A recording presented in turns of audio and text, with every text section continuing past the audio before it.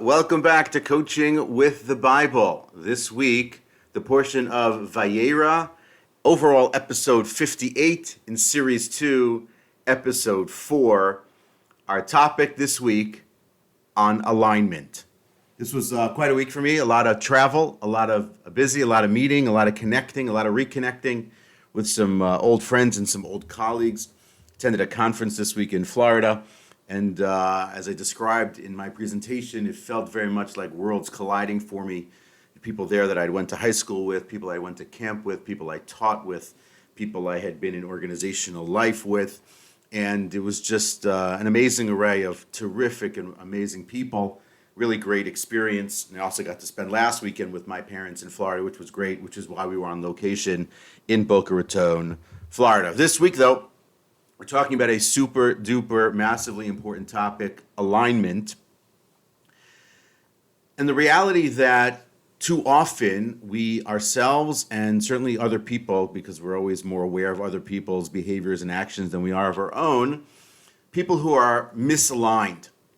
Alignment is a very simple, basic concept. It's simply just getting things straight, getting things in a row, getting things to line up with each other. Really not more complicated than that, but the reality of who we are and what we are is that more often than not, we are not sure what's going on, but we are sure that we are not aligned.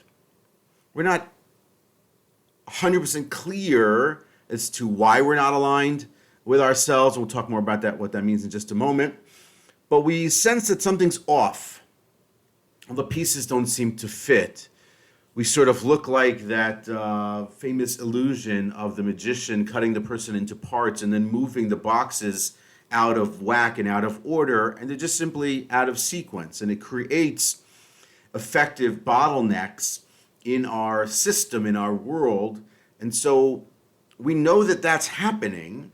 And so we seem to sense the idea that there's something off. And that being off is the sense that we are misaligned, or as Brendon Burchard is a famous personal development coach, that we are incongruent.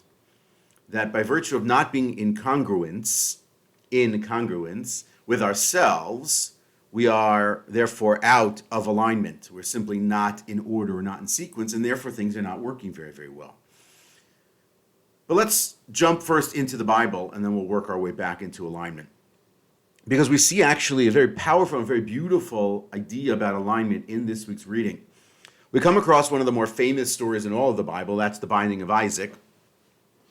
And in the binding of Isaac's story, actually we get the sense of incredible alignment, and the verses actually spell it out.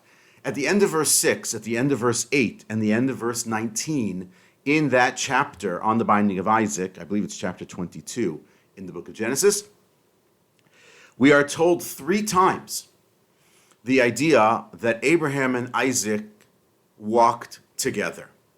And so it is that in verse 6, when the story first unfolds,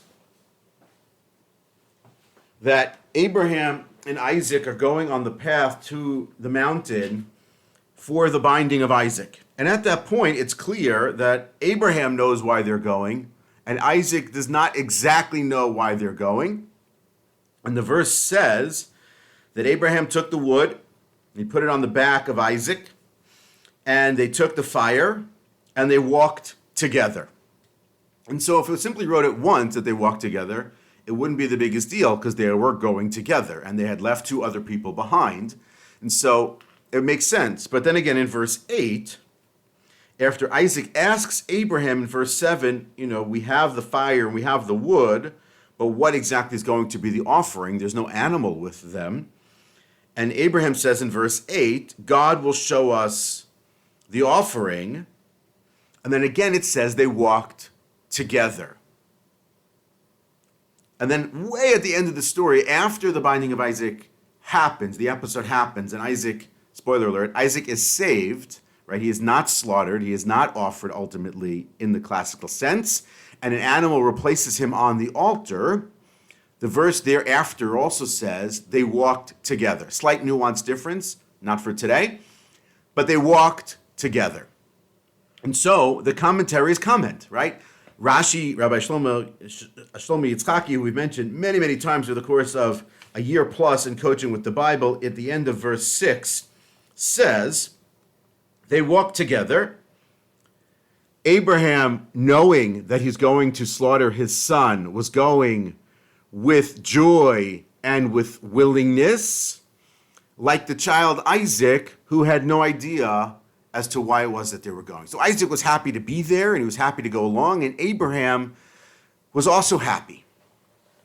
But Malbim, Meir Leibush ben Yechiel, the son of Yechiel Mechel, who we've mentioned before, Malbim, a famous commentary, who I mention all the time, says in verse 8, even deeper, that in verse 8 already, he says as follows.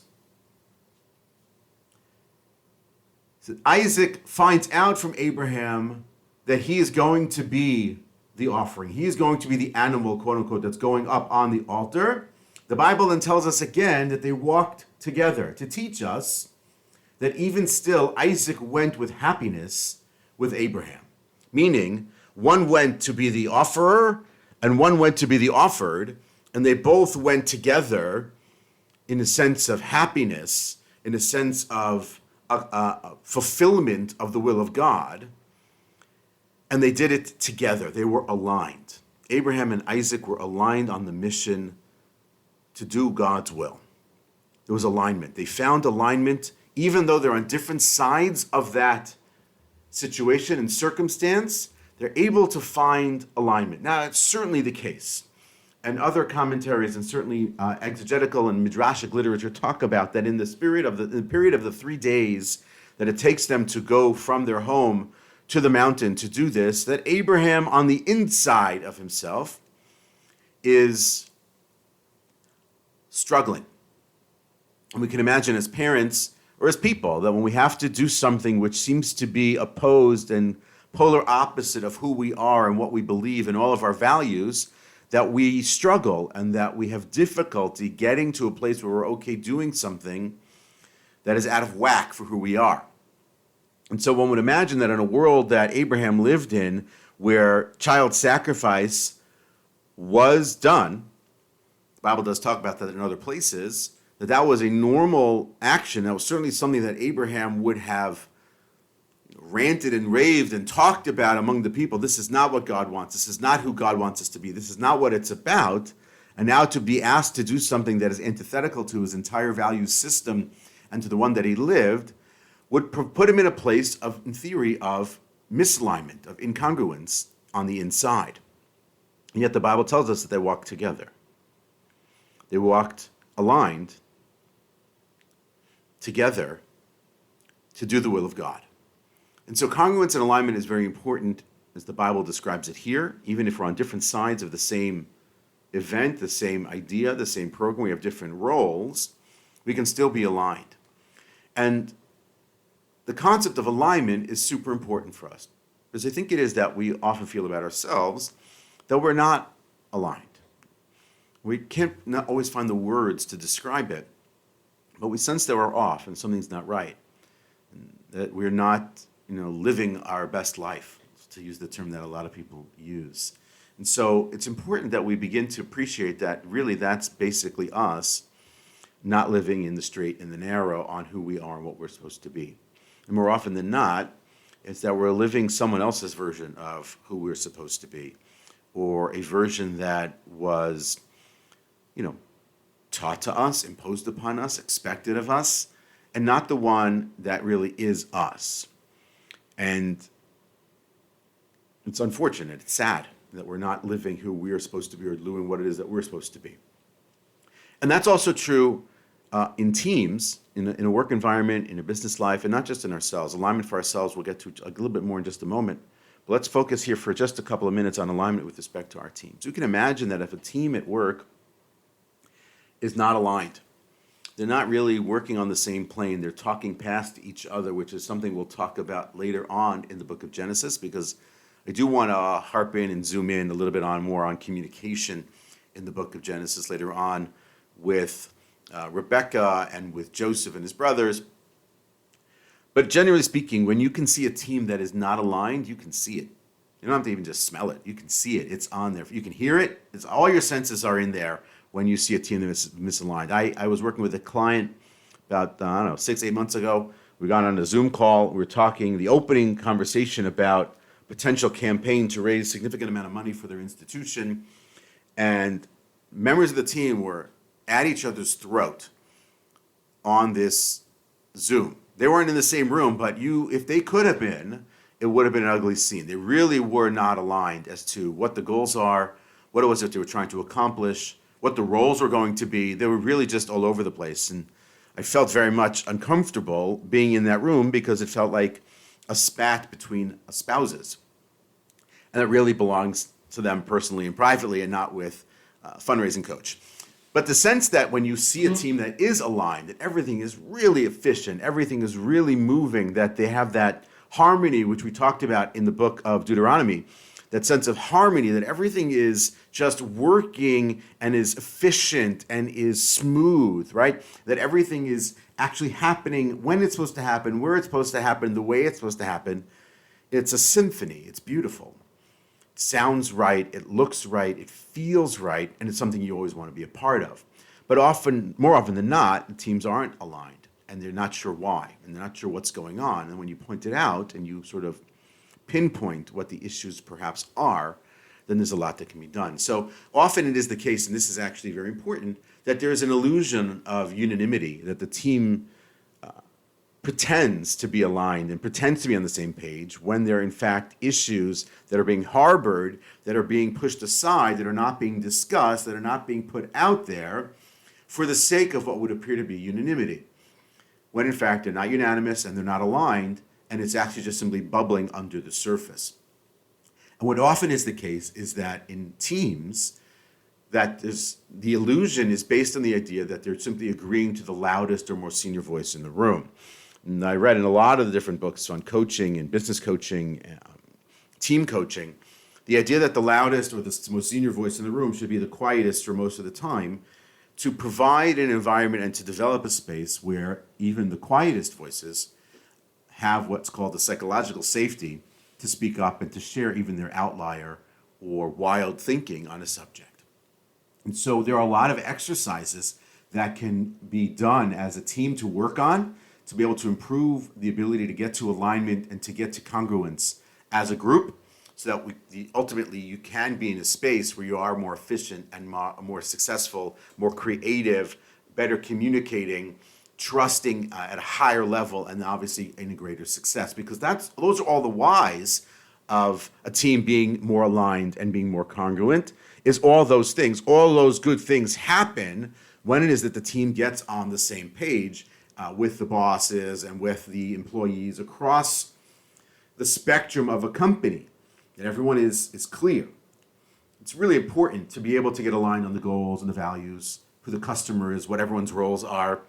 Really check for understanding. Make sure everyone really is clear as to who they are, what their role is in the company, who the customer is in a company. It was actually at this conference. It was an educators conference for professionals in the education space.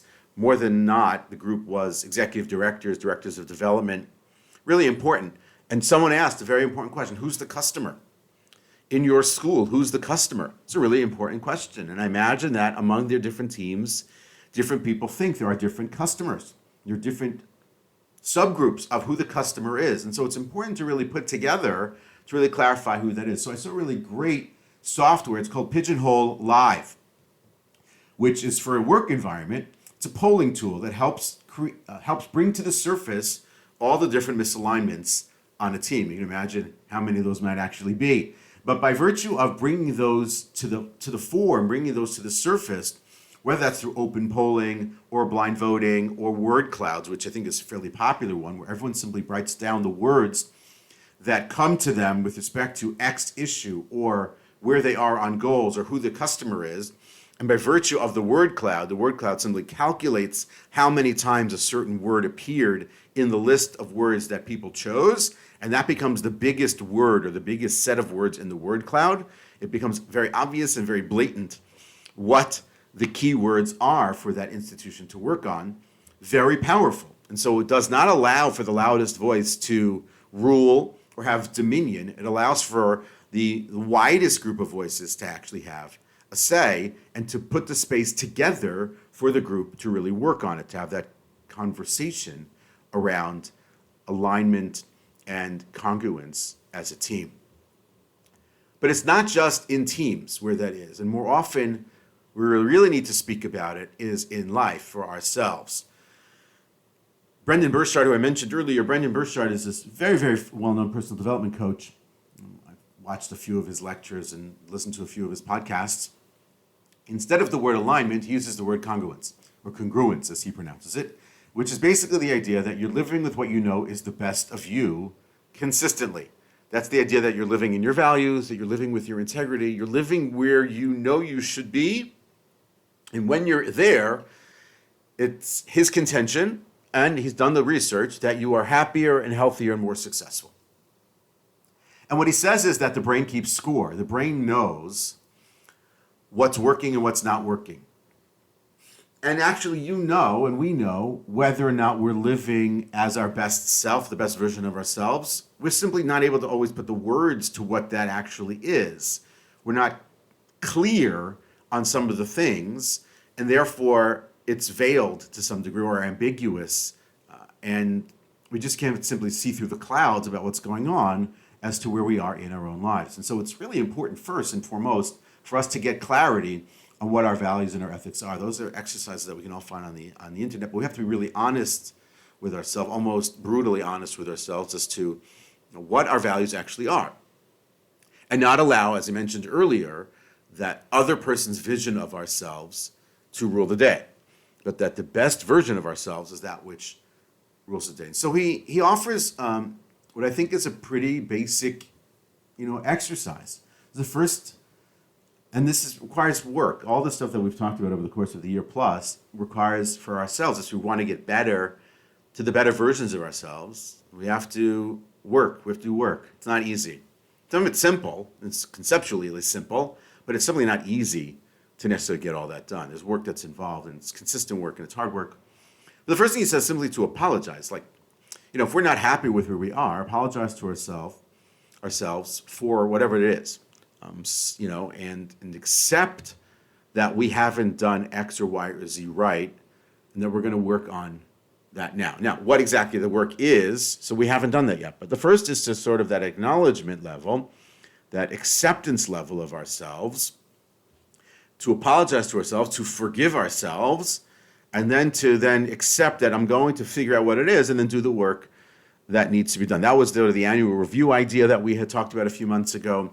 That is what we talked about. When we talked about harmony, we were talking about more in community than we were talking about here.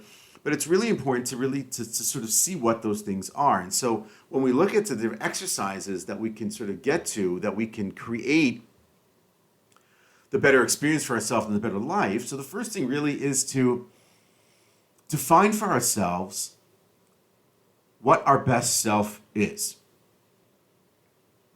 And not based on what we're doing now. If we ask ourselves, what is the best version of myself? What would the best version of myself look like? 5 things, 3 things. And then look at where we are right now in comparison to where that list is, and acknowledge it. Don't judge ourselves for it, but acknowledge it for what it is. We allow ourselves the space to really improve, because then we can fill the space in with the work that needs to be done to get to from where we are now to where we want to be. So first is the definition of those few things that we need to really do, that we really want to be. The second thing is really more related to, it's like accepting that, okay, I'm not there yet, but I'm going to get there. The third thing is really important, is to really tap into what's actually happening around you now that's keeping you from getting there. That could be the things that you yourself are doing, that we ourselves are doing to ourselves on a daily basis. It could be the people that are around us. It could be the work that we do. It could be some of our habits. But like we talk about a lot, it's really, cluing into ourselves and paying attention. Again, not judging, simply just paying attention to what's going on and acknowledging what's going on, even writing it down. That's part of the gratitude journal. That's part of just generally speaking, the idea of journaling the activities that are coming through in our days, so we can see over the course of time what's happening and who's around us. Maybe certain people we shouldn't be around, and maybe there are professions or work types that we shouldn't be doing because those are the things that are keeping us down. Then we should sort of get, again, this is all sort of happening in the mind, but it can be happening in writing, letting go of the preconceived plans or the ideas that we think should be or that other people think that we should be. And then we have to go and figure out what those things are and then go do them. So it's a set of action steps that are first happening in the mind and then perhaps in writing, thinking through what those things are, writing them down, looking in the comparison between what we are and where we want to be, working on developing the steps that get us from point A to point B, writing them down, figuring those out, putting that plan together, and then acting on one. We can't act on all of them. So pick one of those 3 or 5 things that need work, that are going to get you to alignment from misalignment, that are going to get you to congruence from incongruence, that are going to get you from point A to point B, from your current self to your best self. And we're not all there, and certainly I'm not there. I'm working on it. We're all working on it. And then you get to a space where you can be happy and you can be, enjoying life, and your life will improve in all the different ways that we described before. But it's important to really do that inner work. A lot of the coaching that we talk about is the inner work, is getting through the difficulty. If you want to discuss it out loud with somebody else, someone you feel comfortable with, friend, spouse, colleague, coach, therapist, whatever, fine.